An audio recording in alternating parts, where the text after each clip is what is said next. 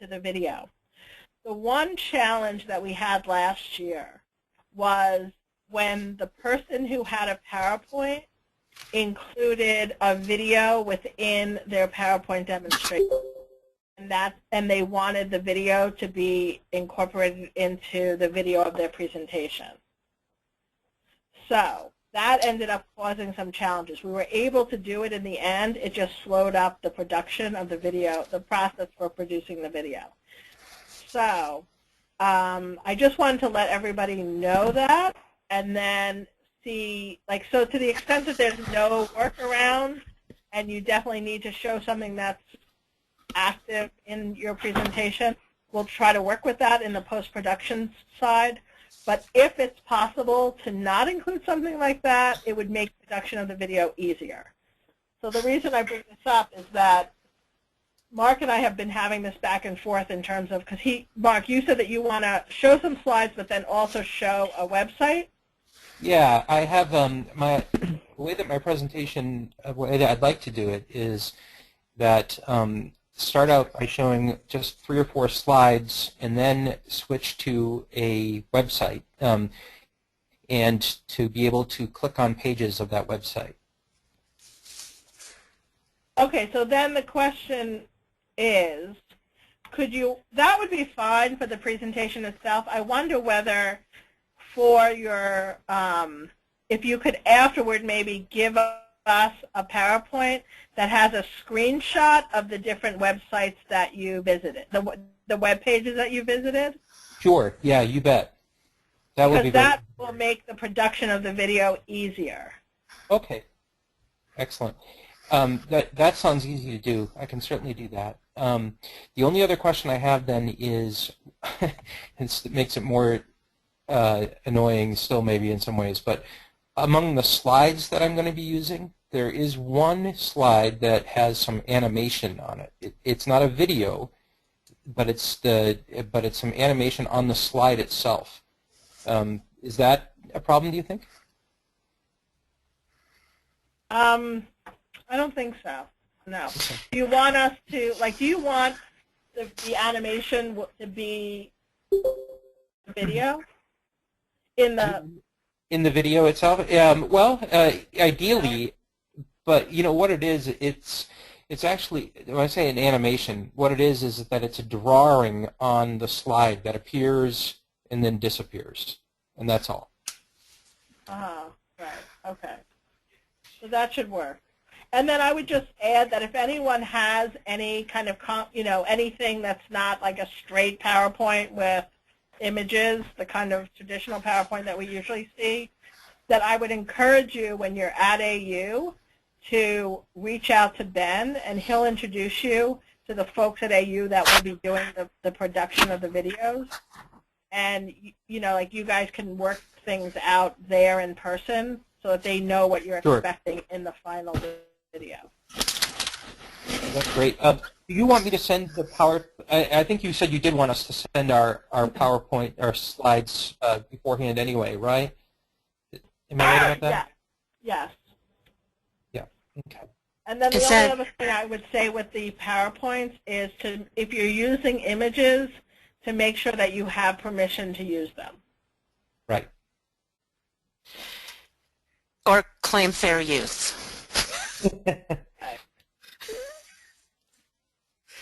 I mean, that's what I'm going to be doing. Fair use. I mean, I have screenshots of searches I did on Google Scholar. I'm not asking Google for permission. Right, yeah. They're happy that you're using it. I hope so. So can we go back for 1 second to animation? So I have the very simplest of what's called animation in PowerPoint, which is just where a word drops in. Is that shouldn't be a problem, right? Right. Like, do you want, so the question is, like, when the video of your talk is completed, and do you want the video to include the drop-in of that word? Like, is that where you want the video with your voiceover, or would you prefer for the video to be on you at that moment? Oh, I see what you're saying. I would prefer voiceover always. Yes, I know the feeling. I hadn't really thought about that. I suddenly see what the problem is. So yeah, most of my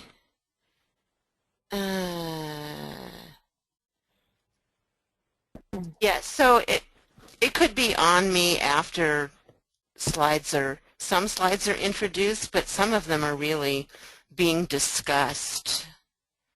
You know, Right. they're images that are irrelevant to what I'm saying, so I might have to sort of work it out with somebody.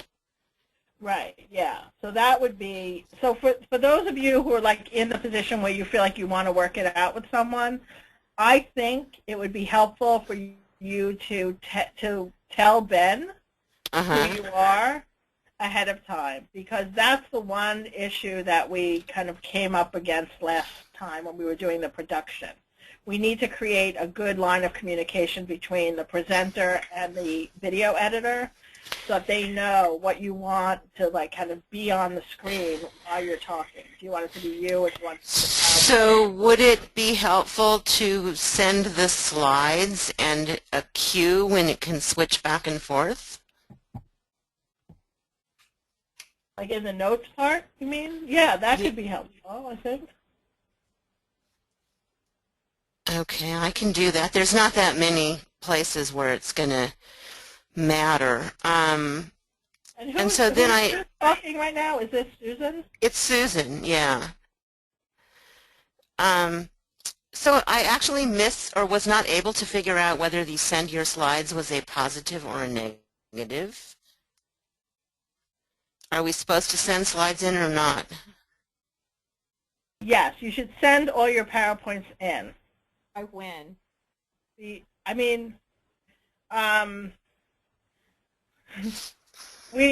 Ideally we'd get them at least a few days beforehand. Okay. But, you know, there's a little bit of a challenge here because, like, Ben and I aren't going to be down in D.C. until the day before. So you have some flexibility there as well because we're not going to be uploading them onto their computer until the day before. Okay, so as a follow... So let me just say actually one other thing. Maybe the goal, maybe I might change that because I'll tell you what happened last year. People gave us their PowerPoint a few days ahead of time, and then as they were practicing, they made changes. And then when they showed up in D.C., they had a new version, and we had to then, you know, go back and like switch them around. So in a way, I think I'd rather get it later, knowing that it's very close to time. Does that make sense?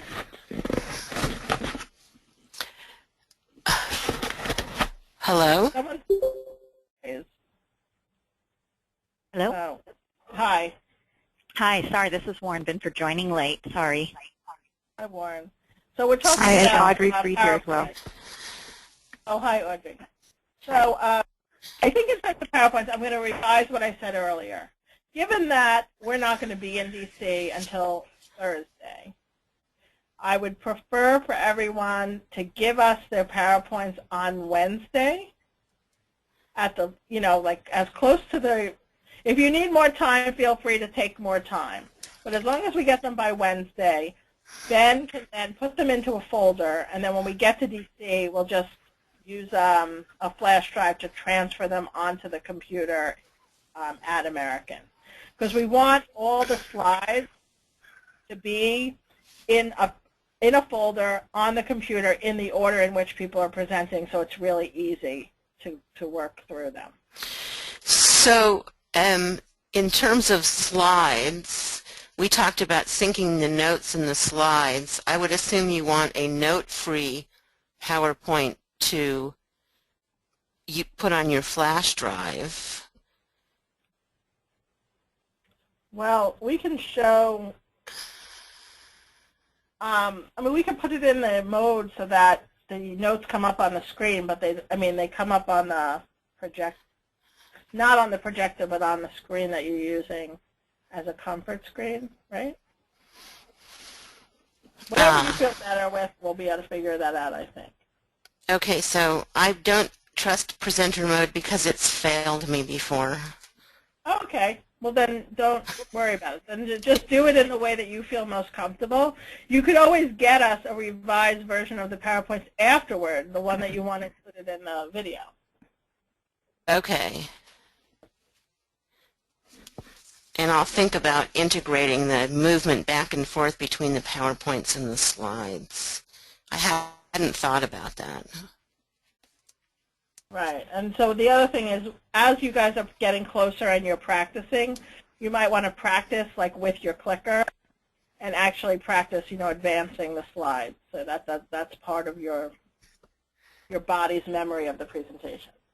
This is Sean. I was just going to add, I was practicing, and it turned out I hadn't reset one of my settings from time to click, and I kept having to click it, and I couldn't figure out why. So it is really, really valuable to go in and practice that, just to see if there's anything wrong at all. Yeah.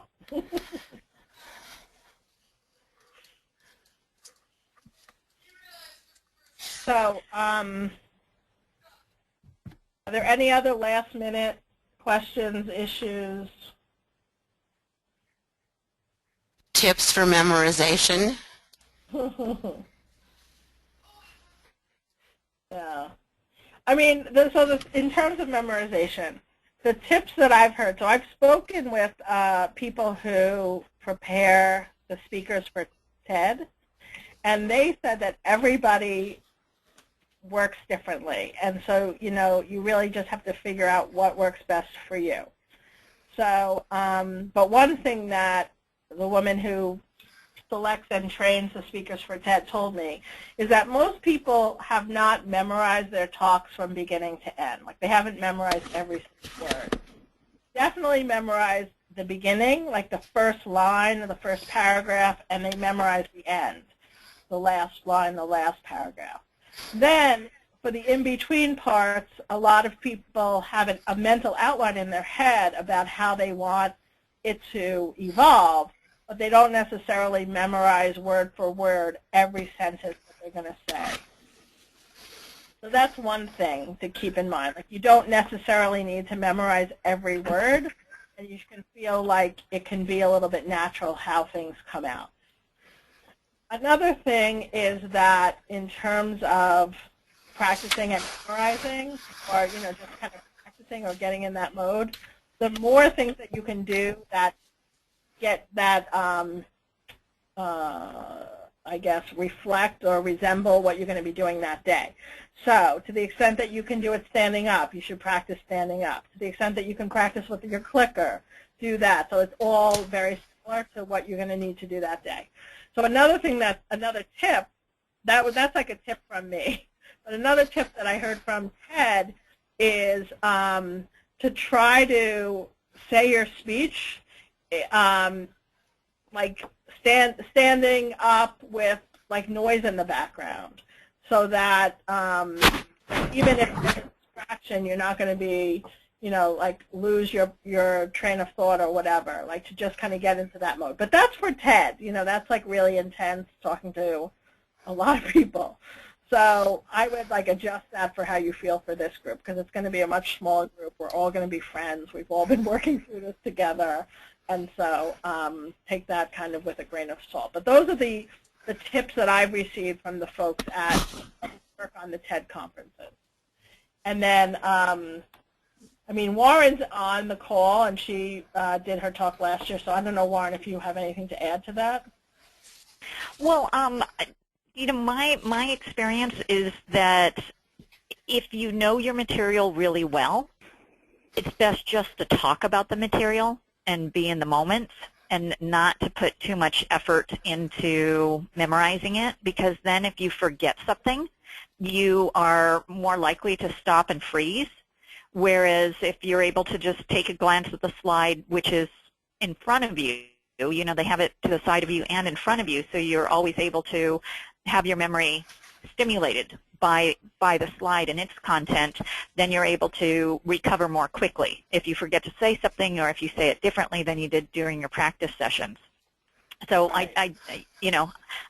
I do agree with Michelle's statement that you shouldn't necessarily memorize it, but I actually would go further, in my opinion, in saying don't memorize it, but know your material so well that you can talk about it naturally, just being prompted by the slides.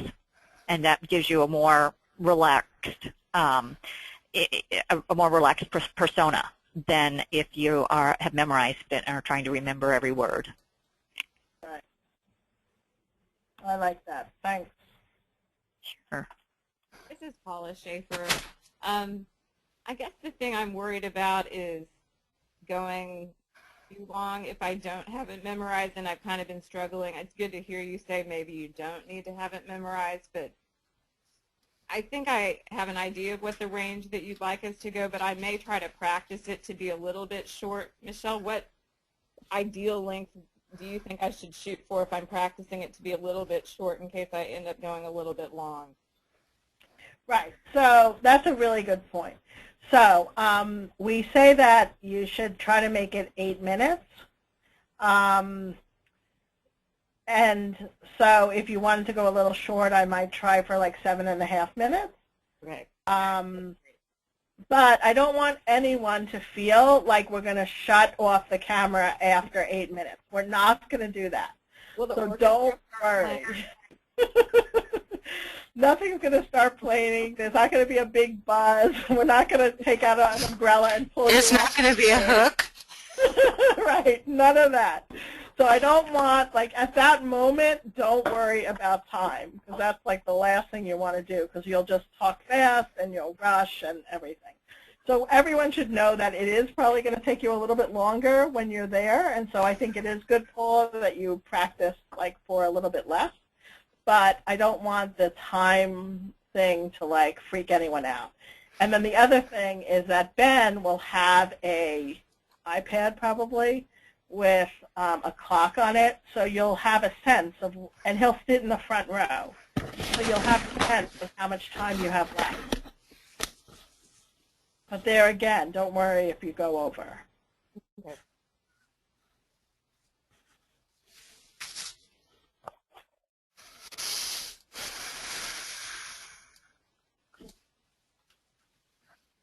So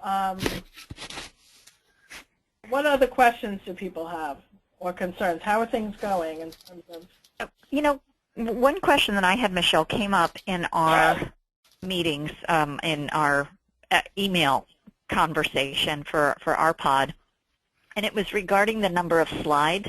Did you talk about the number of slides earlier in the discussion today? I didn't, no, but I mean, I would definitely suggest less rather than more. So, you know, like 6 slides would probably be good. I don't know if anything more than 6 or 7. I mean, depending on what you're trying to say, but. So we had a couple of participants who were talking about 20, and I was suggesting that that might be too many, and you know, and then it was suggested that, you know, some people had 20 last year, and I know that the presentations this year are even shorter than they were last year, and that if you do too many slides, that it can create some visual disorientation for the people at home to see somebody, to have someone talking and scrolling through 20 slides in a, you know, 6 to 10 minute presentation. Right, yeah. I definitely, yeah, 20 might be a little bit too many, I would say. It's hard because I haven't seen them, but the other thing to say is that you probably don't want to have a lot of words on your slides. Like, if you're going to have slides, make them be mostly visual. And you don't want to be in a position, for example, where you're reading to the audience stuff that's on your slide. That would be the PowerPoint no-no number 1 anyway, right? Yeah, to have too much text. Yes. Yeah, two of the number, you know, some of the PowerPoint no-nos is 1, too much text, too many slides, and 3, reading from the PowerPoint. So, it's supposed to add some, visual stimulation to engage listeners because so many people are visual learners, and so you're trying to reinforce what you're saying. But if you have too much going on with the PowerPoint, then it ends up creating some distraction. Right. Yeah. Well, this is Sean. I'm kind of committed to my 20 slides. So, but I was thinking about, as we were talking about, I think Susan asked at the beginning about, should it be a voiceover or should the video be on her? I think that was the question, maybe. Yep. And so now, because I was looking at some of the old ones and it went back and forth between the presenter and the slides. So I think, my approach then would be to ask if they could video me at the beginning before the first slide so people can see me talk, and then just stick with the slides until the last bit and then bring me back. That way there'd be less of that disorientation, I think was the way of expressing it. So it wouldn't be back and forth, back and forth, back and forth. It would be just on the slides as they go through. And they're not complicated slides at all. So, they should be able to grasp them within 2 seconds probably. Right. But that's something I could communicate to who would I share that with? How I wanted that shot. I think that. I think what we're going to end up doing is it's not as much about how it's being shot, more how it's going to be edited. Oh, okay. Okay. So you'll have 2 cameras then? Is that kind of how it works, or? Yeah, there's going to be one stationary camera and then one, we're doing this for the first time, one moving camera that's going to move with you. So there'll be a device on you, and apparently the device talks to the camera and the camera reacts. So we're going to have two videos of each presentation, but then in post-production, like when we're producing the video, the question is, what do we put on the screen at any particular moment? So we'll have 3 things to pull from, I guess, is what I'm saying. So during production, we'll have the 2 video cameras, plus we'll have the PowerPoint. Okay, how does that work for the live stream? Do they see both the PowerPoint and the presenter, or just the PowerPoint? Yeah, for the live screen, they'll see. It's a stationary camera in the room, and we're going to set up the PowerPoint so it's kind of behind you to the right, I think, if we do it the same as we did last year. And they'll be able to see both you and the screen. Cool. Yeah, you've been working hard, Michelle. Thank you for all that. I'm very excited. I'm very excited about this. Yeah, it's going to be great. I'm really excited too.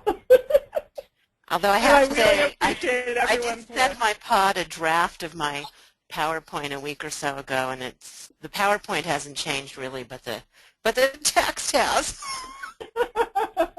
When I start practicing it, it's like, oh, I don't really think I can deliver that line. Yeah, I have trouble with implementable is one of the things I put into my speech, and I'm having some trouble. I might still use it. So I think Warren's tip is really a good one for that, which is, that really, in the end, you just aren't going to need to say it, and not as a memorized speech. Just get started and get ended. I feel much better knowing that.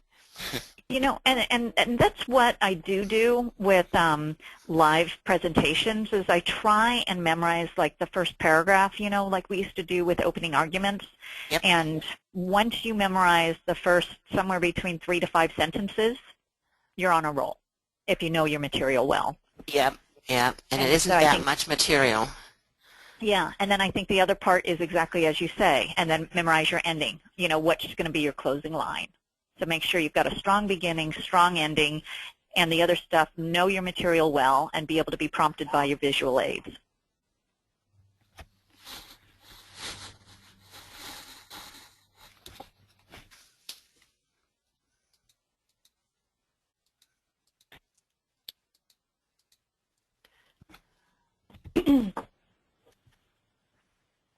So that's really helpful. Thanks, Warren. Absolutely. I know that was my big fear last year. I need to memorize this, so I can totally relate. Yeah, I'm actually have been a little worried about it. It's like, oh my God, I actually maybe can't do this. I know. I don't know why. Given millions of classes and speeches in court, and But there's something about being on a camera for me at 46 years of age. I'm if not going only to I remember were as well as 46 years old, that would be so cool. Oh, Oh my goodness. a whole new game at this stage in life. It is indeed. So are there any other questions about that? I can give you a little bit of an update on like what we've been doing for media. Sure. Oh, you sent stuff to my dean. That was cool. Yeah, so if any of you guys want things to be sent to specific people in your institution, please get that to Ben and we'll send it along, because I think it is important for it to come from us rather than from, you guys just promoting yourself. So we'll be the promoters. And so we've sent it to a lot of the schools. We sent it to newspapers, to blogs that write about legal education, where I'm in the process today of drafting an email for listservs, and I'll send it to you guys after today's conference call, and you can adapt it for your own audience. So the one that I'm going to be sending is the email I'm going to put on the clinic listserv. So I highlight, I think there are 3 clinicians who are participating, so I actually list their names. So do we want to make sure that we don't all send it to the same listserv? Like Yeah, you're so going to send it to the clinic listserv. I could send it to law library directors and or law lib. Yeah, that would be good. And then I think Ruth Ann or Kristen are going to send it to legal writing. Okay. All right, I'll do that. Are there other people out there? Oh, and then Warren, maybe you can talk about it on the clinic list or the clinic blog. Yes. And I did already send one of your handouts to the legal informatics listserv. Oh, good. Okay. And Michelle, I know that I've mentioned it twice on the clinic blog. So is this something that you want me to do before the conference, building up to the conference? If you're going to be in DC next week, make sure to participate or attend, or did you want me to talk about it after the videos have been produced? I mean, I think we could do maybe one more push to get people to watch live. Okay, so I'll do a blog maybe post. Maybe it's like just the day before or something. Sorry, what you want me to do it the day before, or you want me to do it this week? Yeah, I don't know. I mean, I was thinking maybe the day before, just as a reminder to Okay. get people to watch it live. Okay. And then the other thing is Ben and the other folks at the Uncommon Individual Foundation have been creating speaker profiles that they're putting on the Facebook page. So a few of you guys are already up there, and so you can start sharing those with friends and colleagues. You can post it on your page. It's another way to get the word out. Are there any other ideas, Ben, that you have for how we can promote this? Hi guys. We've also created a LinkedIn page. So, like for example, if you're not on Facebook or Twitter, but you're on LinkedIn, you can share updates about the conference on LinkedIn. We have a page for legal ed, and then we have a page specifically for the conference, where I have been sharing the speaker profiles as well.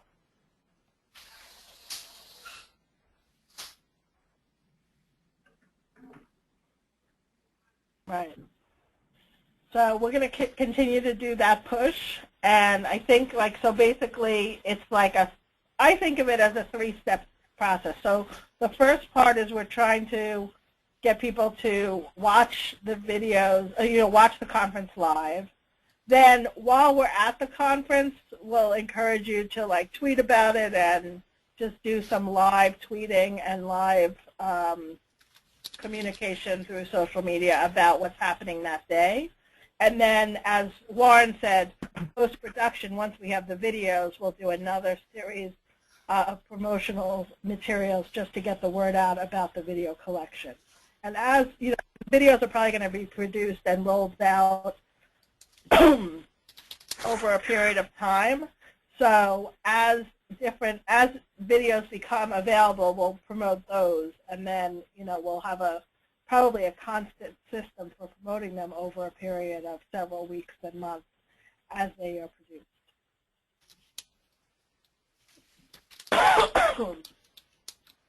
So I don't have anything else.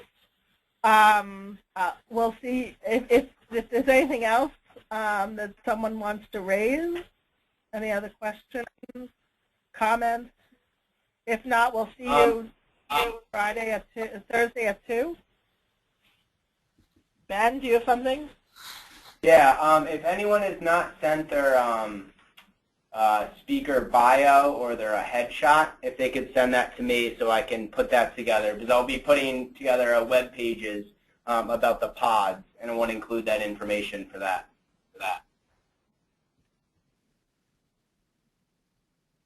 Yeah, so each pod is going to have a separate web page, and then each speaker, there'll be the bio for the picture of the speaker, the bio, and then a description of the talk, so that people who are watching online, and even frankly there, can follow that while, during the conference.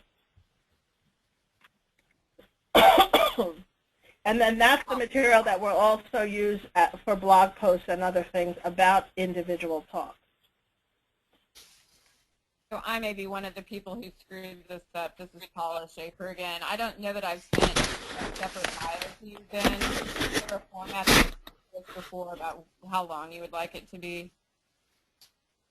The bio can just be about a paragraph. Just kind of explaining what you do at the university and maybe some experiences that you've had with promoting legal education. Okay.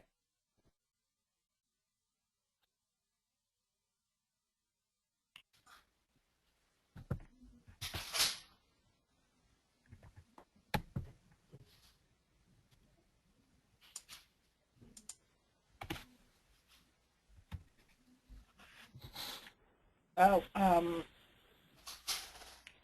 right, so if that's it, we'll see you next week, Thursday at 2 at American.